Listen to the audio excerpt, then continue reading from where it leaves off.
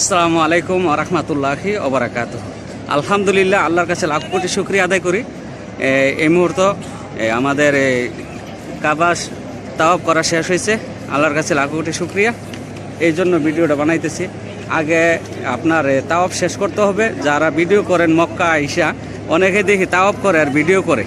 আমার ভিডিওটা বানানোর উদ্দেশ্য হলো যারা তাওয়াফ করার সময় ভিডিও করেন এটা থেকে বিরত থাকার জন্য। আপনারা চেষ্টা করবেন তাওয়াফ করে শেষ করে তারপরে নামাজ পড়ে এরপরে আপনারা ভিডিও করেন, যাই করেন কইরা তারপরে আপনারা স্মৃতি হিসাবে রাখতে পারেন। আপনারা অনেকেই আছেন তাওয়াফ করেন আর হাতে মোবাইলটা ধরে রাখেন, এগুলা করবেন না। এগুলা করলে কিন্তু আপনার উদ্দেশ্যটা সম্পূর্ণ হইল না। যাতে তাওয়াফ শেষ করে তারপরে আপনি ভিডিও করবেন।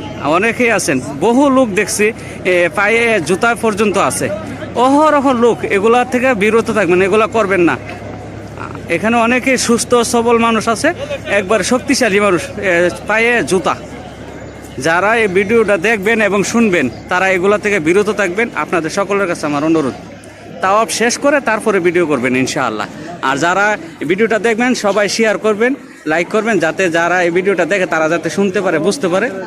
জুতা পায়ে দিয়ে যাতে ইয়ে না করে, এবং ভিডিও যাতে তাওয়াফ করার সময় যাতে হাতে ভিডিও না করে, তাওয়াফ শেষ করে লাস্টে এরপরে ভিডিও করেন, সমস্যা নেই। আল্লাহ হাফেজ।